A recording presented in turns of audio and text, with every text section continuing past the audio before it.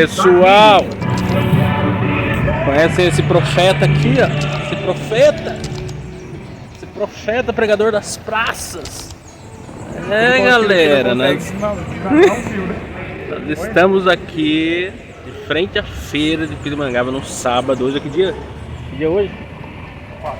Dia 4 de março. Nós vamos fazer um barulho aqui santo. Vou mostrar pra vocês já. Vai ser bacana aí.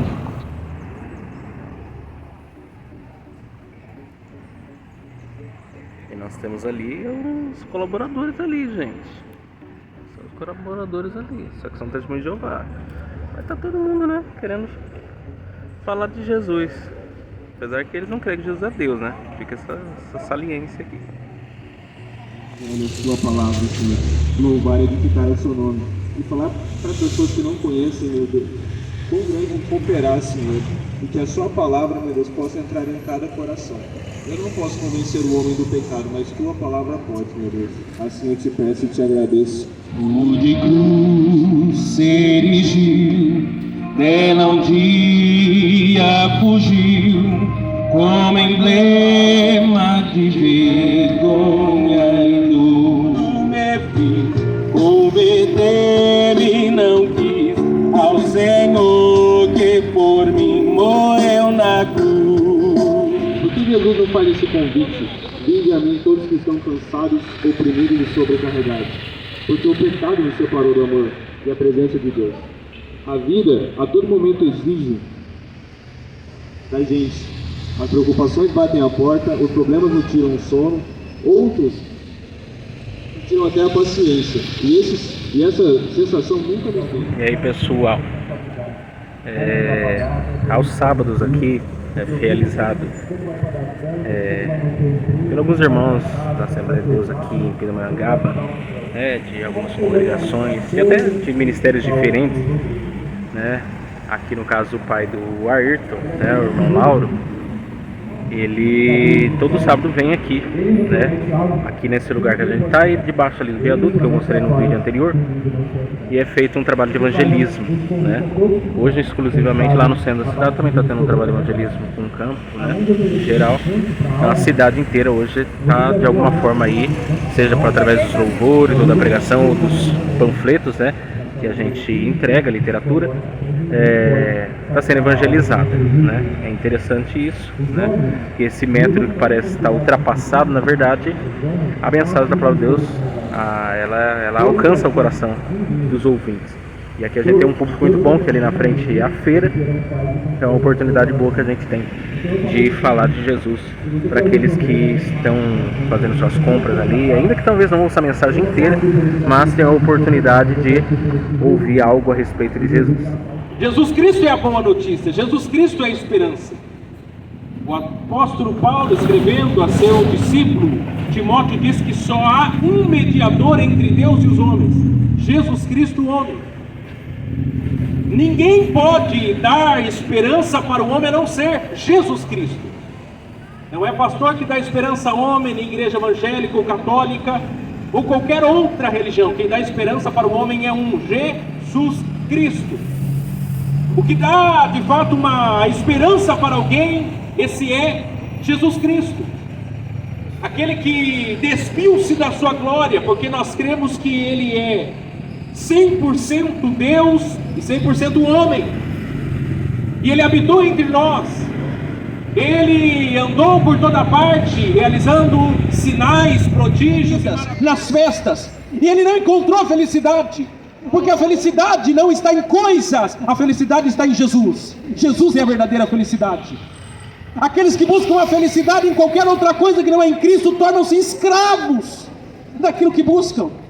Aquele que busca a felicidade na bebida vira escravo da bebida. Aquele que busca a felicidade nos prazeres sexuais vira escravo dos prazeres sexuais. Aquele que busca a felicidade no dinheiro vira escravo do dinheiro. Aquele que busca a felicidade nas festas, que busca a felicidade numa vida sem compromisso, vive preso, acorrentado por essa vida. Mas aquele que busca a felicidade em Jesus, que é o único que pode dar felicidade, este verdadeiramente é livre. Ele tinha muitos bens, e do qual planejava ter mais, do qual a sua alma não se saciava, do qual queria, se tinha um carro, era dois que queria, e ele, meus amados irmãos, do qual queria muito mais daquilo que tinha, mas Deus do João dos céus, disse para ele, louco, aí é onde estava lá recém-nascido, rei do judeu, e pergunta-se Herodes, aonde havia de nascer o rei do judeu? E os magos disseram, em Belém de Judá, porque assim profetizou o profeta Isaías, dizendo, não é tu, Belém, a menor das capitais de Judá, porque de ti há de sair o guia que há de apacentar o povo e o povo de Israel. Herodes ficou furioso, ficou bravo e deu carta. E aí, pessoal, blog de leitura. Esse cidadão aqui leu Confissões. As Confissões de Agostinho. Feriste-me a tua palavra, né? Feriste meu coração com a tua palavra, desde então te amei. Agostinho. E aí, Batisbleia? Batisbleia é que é costume, o povo aqui já sabe que ele é Batisbleia, né? Ele já tá mais, agora ele tá mais penteca. Tá brigando na praça. E aí, gente, vamos lá. Primeiramente, bom dia, né, pra você que está assistindo esse vídeo. Vou falar um pouco sobre Confissões de Agostinho. Realmente é um livro que muda a sua perspectiva de como você enxerga as coisas, como enxerga o Evangelho, a devoção que ele tem a Deus, como ele se comunica com Deus, a doçura da minha alma. E eu recomendo os livros 10, 11 e 12 para quem quer saber mais. Os livros anteriores são interessantes sim, porque ele conta a história de vida desde a infância, ele divide em sessões e ele vai falando, né, sobre como ele se converteu, sobre o tempo que ele esteve em Roma, ele fala sobre a sua mãe, sobre a concubina que ele teve, né, o filho dele que ele também teve com essa concubina e acabou falecendo. Mas do 10, 11 e o 12, ele traz mais reflexões, né? Já convertido, né, para o Evangelho. Ele fala sobre uma questão do tempo, por isso é um livro tão apreciado pela filosofia. Ele fala sobre a criação. E ele começa a deixar alguns trechos que é difícil até de falar e explicar, porque eles são muito, assim, profundos e densos pra gente. E aí, pessoal, como é que vocês estão? Vamos lá para mais um vlog de leitura. E hoje... falei aqui nos vídeos anteriores, hoje é dia 4 de março, e eu ganhei esse livro, hoje mesmo, eu ganhei esse livro exatamente hoje, do Ayrton, né? O Ayrton tinha me dado 2 livros, só que não tinha chegado esse ainda. Esse na verdade aqui é um livreto, né? Falando sobre o avivamento no país de Gales, escrito por Nancy L. Dimus e Maurice Smith. É que é assim que se pronuncia, né? E esse livro eu já queria, né, adquirir, vou até colocar na tela aqui de novo para vocês, já queria adquirir esse livro em outro momento, que fala do que acontece no país de Gales em 1904, né? Especialmente liderado por Evan Roberts. Para vocês que me acompanham lá no EPD Cast, já em alguns momentos eu citei sobre Evan Roberts. E o que acontece a partir da vida dele, lógico que ele é o personagem mais conhecido do que acontece no país de Gales, mas existem outras pessoas que também fazem parte dessa história. E primeiro vamos fazer aqui umas considerações que são valiosas. O país de Gales, ele pertence hoje ao Reino Unido, um país extremamente pequeno, né? Ele é menor, por exemplo, que o estado do Sergipe, né, do nosso país, e no início do século XX, né, 1904 até 1906, na verdade dura o avivamento no país de Gales cerca de 18 meses, aproximadamente isso, cerca de 18 meses, então começando de 1904 e indo até 1906. E é do país de Gales que se influencia o que acontece em Azusa e também o que acontece na Coreia do Sul, se eu não estou enganado como é aqui dito. Esses dois momentos, né, a influência de Gales nesses dois avivamentos posteriores é muito real, né, na Coreia do Sul, no caso. Na verdade na Coreia como um todo, porque na verdade na época ainda não era separado como é no dia de hoje. E era um país densamente cristão, né? Protestante e tal. Porém, havia uma frieza espiritual muito grande. Né? Havia uma frieza espiritual muito grande. Era um país, por exemplo, que a maioria das pessoas trabalhava nas minas de carvão ou eram metalúrgicas. Então é um país, naquele momento da história, com cerca de 1 milhão de habitantes, relativamente cristão, mas faltava a chama, faltava algo especial, faltava um derramar do Espírito Santo. Então, dessa história, ou desse momento, que vai acontecer algumas coisas, né? Até alguns artigos escritos, né? Porque já havia-se um entendimento sobre isso. Por exemplo, existe um homem que escreveu na época um artigo e disse as seguintes palavras. Em 1903 ele escreveu um artigo, cito o nome aqui de um determinado autor, não vou tentar pronunciar porque eu não vou falar certo, mas se escreve D-E-A-N-H-O-W-E-L-L. E ele diz, o povo galês a buscar a Deus. Ele diz, a maioria, ou a maior necessidade da nação galesa hoje é avivamento espiritual. Não apenas transformação social, mas avivamento espiritual, algo que alcance as profundezas do coração. Ainda ele diz, se fosse a última coisa que eu pudesse dizer a essa nação, ele concluiu, eu gostaria de dizer que precisamos de avivamento. 3 semanas depois, esse autor, que seria Dan Hauer, alguma coisa assim, veio a morrer. Então, veja bem como que é a situação. Isso em 1903. O avivamento começa em 1904. E a partir daí se concentra, na verdade, o avivamento a partir de uma pessoa. Porque todo o avivamento é precedido por algumas questões, né, e algumas pessoas. E o nome mais conhecido do avivamento do país de Gales é Evan Roberts. Evan Roberts, que nasceu em 1878. Sua família era metodista desde cedo. E ele se converteu aos 13 anos de idade. 13 anos de idade.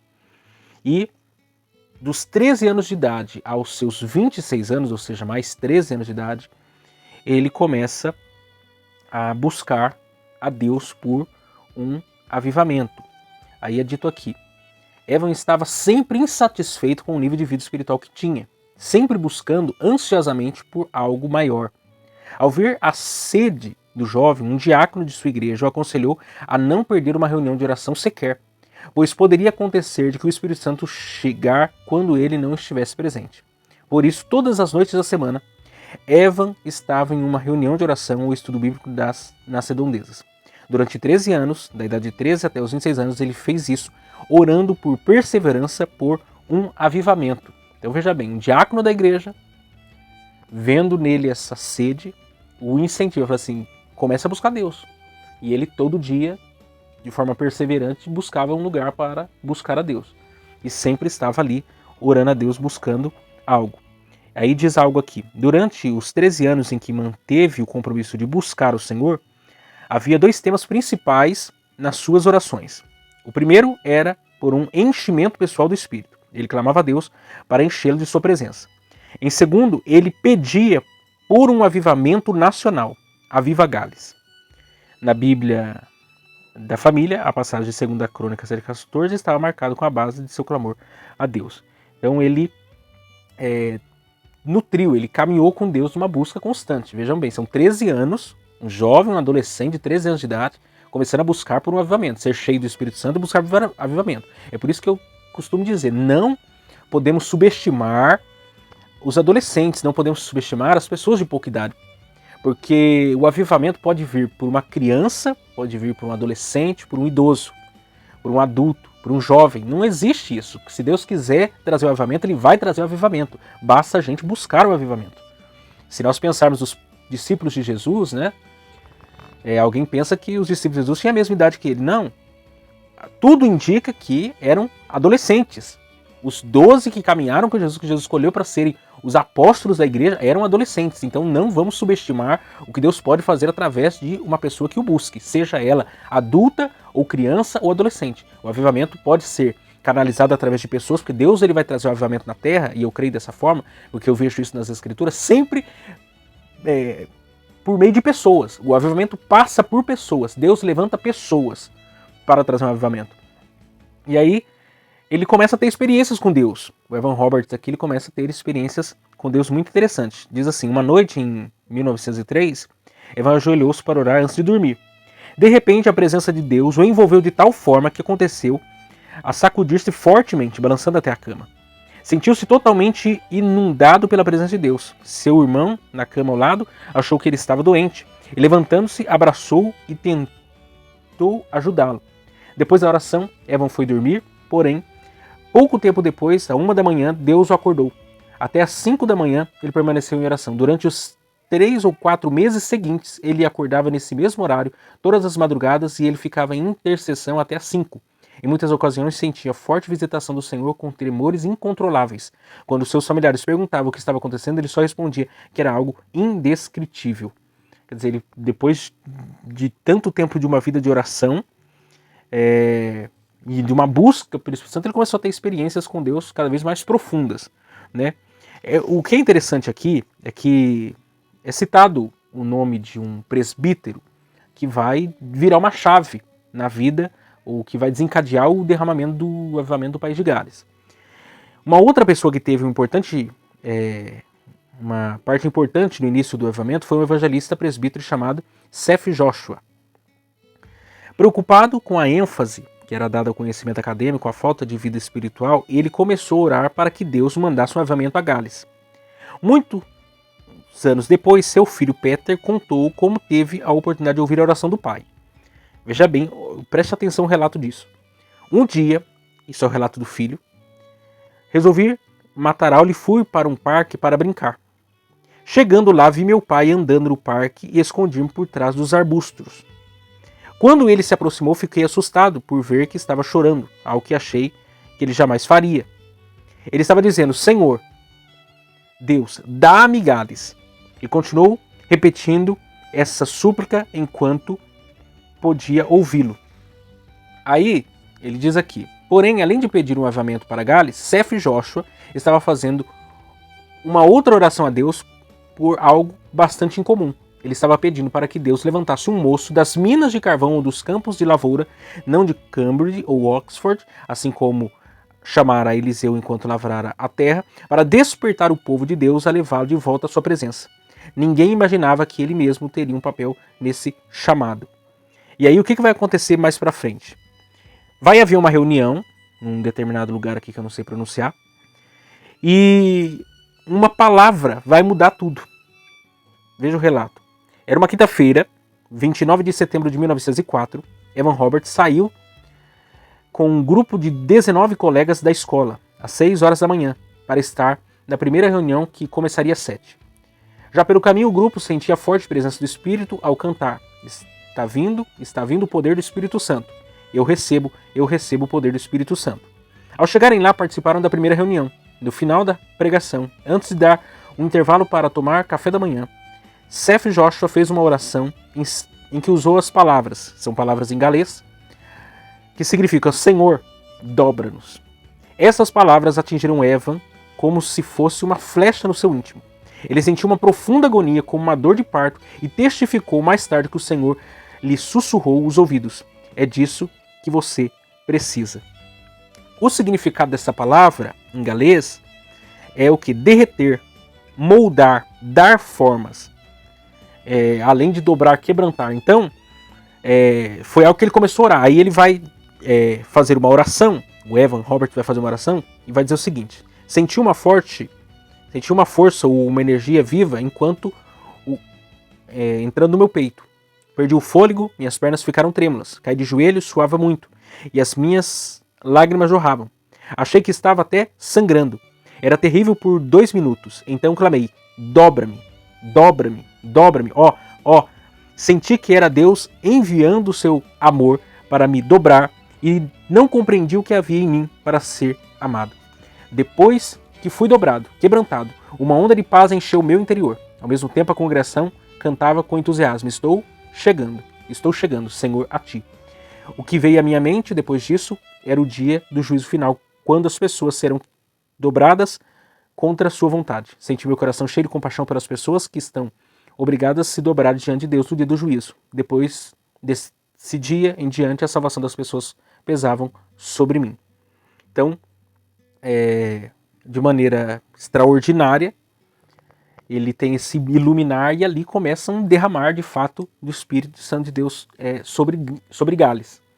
Para vocês terem uma ideia, nos primeiros 6 meses do avivamento no país de Gales, 100.000 pessoas se rendem a Jesus. 100.000 pessoas se rendem a Jesus. Isso já nos primeiros 6 meses do que vai acontecer ali. E daí para frente, muitas coisas de fato aconteceram. Existem até 4 pontos numa mensagem que ele pregou num determinado dia, que tornaram-se, vamos dizer assim, 4 pilares na busca de avivamento, dentre eles arrependimento, né, de pecados e abandono de qualquer hábito duvidoso, qualquer coisa que a pessoa entenda que está fora da vontade de Deus. Segundo, reconciliar-se, perdão, arrependimento. Se a pessoa tem problema com alguém, reconciliar.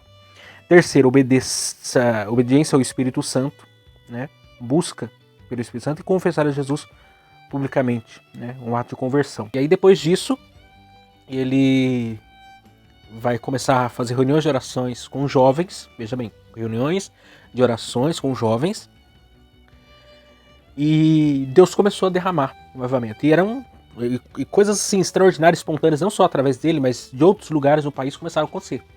As reuniões de orações que outrora eram vazias começaram a ficar cheias.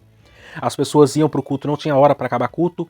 Cultos não acabavam, inclusive, ficavam por dias em funcionamento. Trocava-se o pessoal saía do trabalho e ia para o culto. Existem experiências infindas disso. E assim, muitos moveres de Deus começaram a acontecer. E através daí muitas pessoas foram enviadas às missões.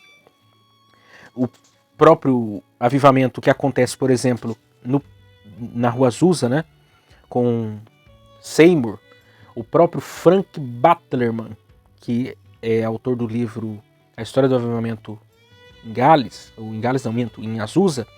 Esse Frank Butlerman trocou cartas com Evan Roberts nesse período, pedindo que a igreja de Gales intercedesse, orasse por Azusa, né, porque eles também estavam buscando. Muitas pessoas estiveram em Gales, viu o que aconteceu e trouxeram, por exemplo, para os Estados Unidos trabalhos voltados à oração, e Deus derramou avivamentos, né, coisas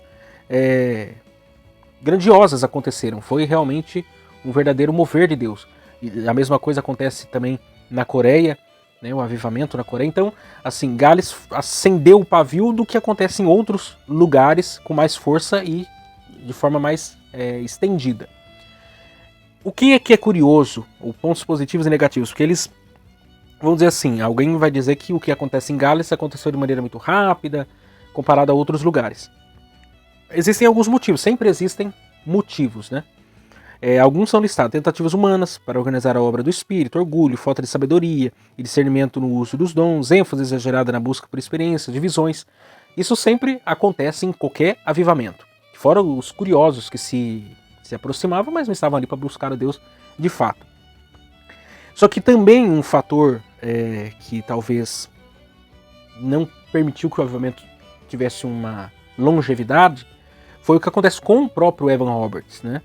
Porque ele assumiu uma agenda muito maior do que a sua capacidade, né? E ele teve problemas de saúde, problemas físicos, né?